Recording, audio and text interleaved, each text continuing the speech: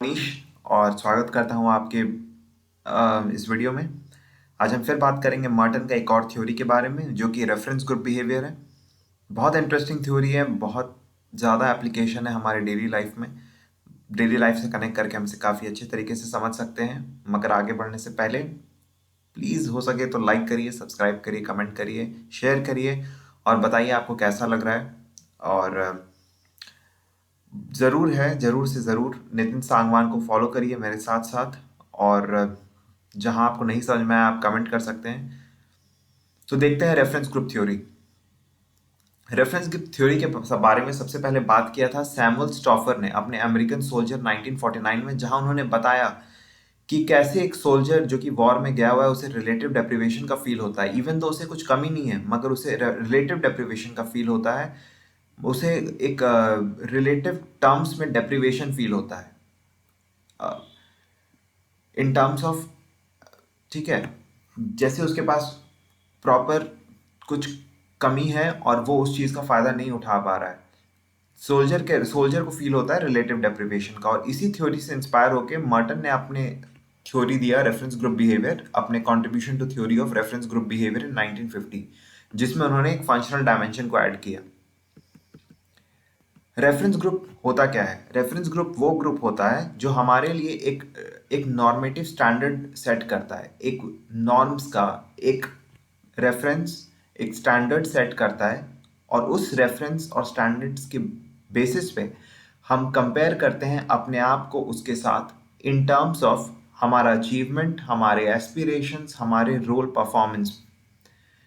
समझे? मैं फिर से बता रहा हूँ, ये एक ऐसा ग्रुप है, कुछ ऐसे लोग, कुछ ऐसा ग्रुप, कुछ ऐसा ऑर्गेनाइजेशन जो हमारे लिए नॉर्म्स का एक रेफरेंस सेट करता है।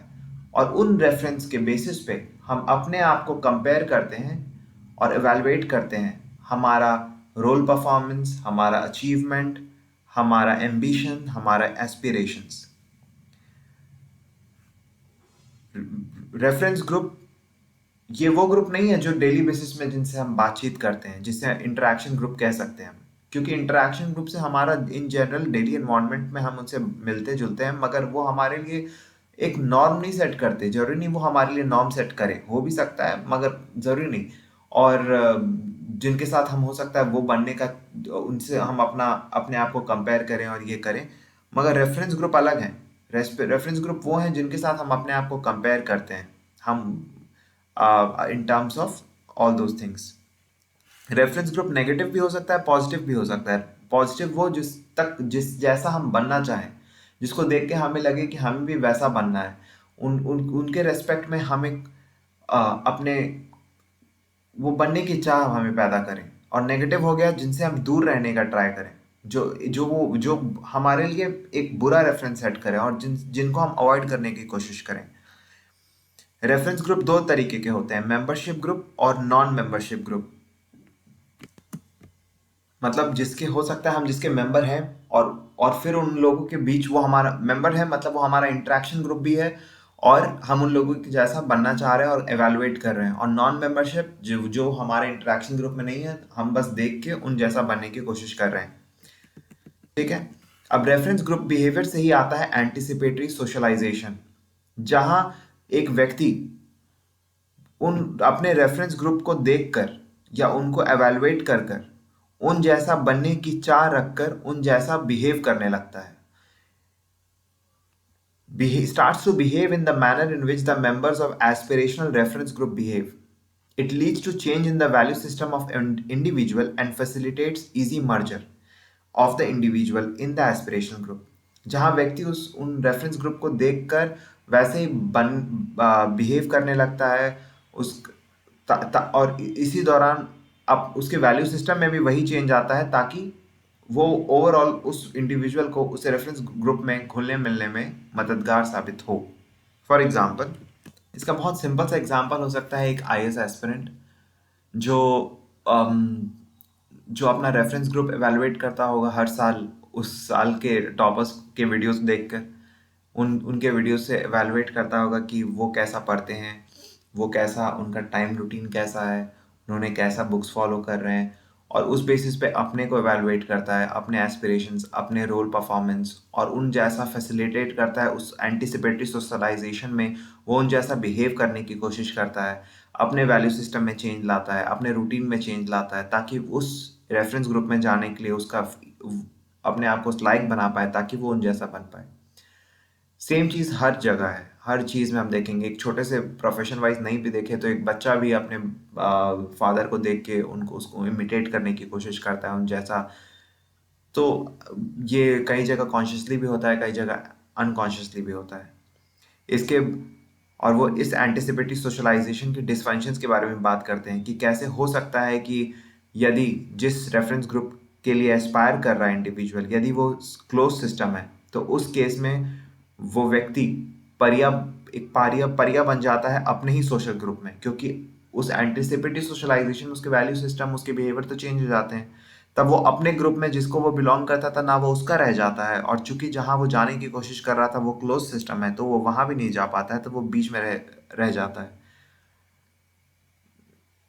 यहाँ से मुझे याद आ रहा है एक पिक्चर जो कि बहुत फेमस पिक्चर था, Nobel prize Nobel prize sorry, ये Academy Award winner, the Green Book. उसमें जो प्रोटैगनिस्ट है वो ब्लैक मैन है, who is very privileged, but he's more of he feels like a pariah, where he doesn't even belong to the black community, neither to the white community, and he feels very much lonely at times because of this. ठीक है, तो that is what he says. He is reduced to a marginal man. It is totally up to the individual to decide which reference group one will make. So membership may not be a reference group, but a non-membership group may be. जरूरी नहीं कि हम जिस group को belong करते हैं वैसा ही हम बनने की चाह रखें। वो कोई भी ग्रुप हो सकता है। अच्छा है अगर हम उसके मेंबर हो गए तो वो हमारा सोशलाइजेशन सिर्फ एंटिसिपेटरी नहीं रहता, वो हम रियल में उस चीज़ में सोशलाइज होने लगते हैं। मर्टन ऑल्सो सजेस्ट करते हैं कुछ फैक्टर्स जो कि बहुत डिसाइसिव होते हैं हमारे in making a group a reference group. जो ग्रुप हो सकता है उस ग्रुप का पावर एंड प्रेस्टीज हमें अट्रैक्ट करे, हो सकता है आइसोलेशन इन मेंबर ग्रुप, जो ग्रुप में हम हैं उसमें आइसोलेशन फील कर रहे हो, इस कारण हम किसी और रेफरेंस ग्रुप में जाने की चाह रखें। ओपन वर्सेस क्लोज ग्रुप, या फिर रेफरेंस इंडिविजुअल्स और the role models in the group, वो रोल मॉडल्स हों जो हमें अट्रैक्ट कर रहे हो, या फिर हो सकता है हम अपने ग्रुप में खुश नहीं हो, हम इसलिए दूसरे ग्रुप में जाने की चाह रख रहे हो। तो reference group don't remain the same always. समय के साथ, एज के साथ, कॉन्टेक्ट के साथ ये चेंज होते रहते हैं। एक व्यक्ति का reference group in political field may not be the same as those in religious field, and the choice of reference group is entirely upon an individual. Often there is considerable difference in the type of groups chosen by different generation. This to some extent explains the phenomena of generation gap. अब ये generation gap के phenomena को कैसे explain करता है? वो ऐसे होता है कि मान लीजिए मैं और मेरे पिताजी का जो रेफरेंस ग्रुप होगा, जिस जैसा वो बनने की चाह रखते होंगे, जो वैल्यू सिस्टम से वो एंटिसिपेटरी सोशलाइज हो रहे होंगे, वो बिल्कुल अलग होगा जो मेरे लिए रेफरेंस ग्रुप है। तो इस कारण हमारा जो वैल्यू सिस्टम है और हमारा जो एक्सपेक्टेशंस है, हमारे जो नॉर्म्स हैं जो हम फॉलो करना चाहते हैं और जो उनका है, तो उन दोनों के बीच में एक गैप आ जाता है, और वो गैप हो जाता है एक जनरेशन का, जो कि बहुत ही ज़्यादा हो जाता है टाइम स्केल पर। एंड यहाँ से आता है generation gap that leads to wide difference in mentality, in thoughts, and in value systems. Merton's theory and concepts are considered relevant, especially while developing a concept of holistic explanation in terms of both intended and unintended consequences. Merton के जो theory थे वो आज भी बहुत useful हैं और हर बहुत उनका एप्लीकेबिलिटी है। उनके कई बार उनके कुछ कुछ थ्योरीज तो जनरल वर्डिंग्स में, जनरल स्टेट्स में भी यूज़ होते हैं, जैसे कि रेफरेंस ग्रुप। उनका एक और थ्योरी है सेल्फ फुलफिलिंग प्रोफेसी, जो कि वो भी अगेन बहुत फेमस है। ये है क्या? ये है एक ये एक प्रोफेसी इज अ प्रेडिक्शन जो कि खुद में जो कि सच हो जाता है सिर्फ इसलिए क्योंकि वो प्रोफेसी और उसमें एक पॉजिटिव फीडबैक मैकेनिज्म का बार बार होते रहता है। फॉर एग्जाम्पल यदि कोई बच्चा क्लास में अच्छा कर रहा है और उसे टीचर ने बोल दिया कि वाह तुम ही टॉप करोगे, और रेगुलर बेसिस में उसका तारीफ करता है, तो वो बच्चा बिलीव करने लगता है कि हाँ मैं ही टॉप करूंगा, और रियल में वो टॉप भी करने लगता है, कर जाता है, क्योंकि उसे एक पॉजिटिव फीडबैक मिल रहा है, उसे एक एक विजन गोल दे दिया गया, एंड तो इस चीज़ पे वो वापस विश्वास करने लगता है, एंड ही अचीव्स दैट। सो हम देख यहाँ ख़त्म होता है हमारा मर्टन मर्टन का पोर्शन इस चैप्टर 4 का।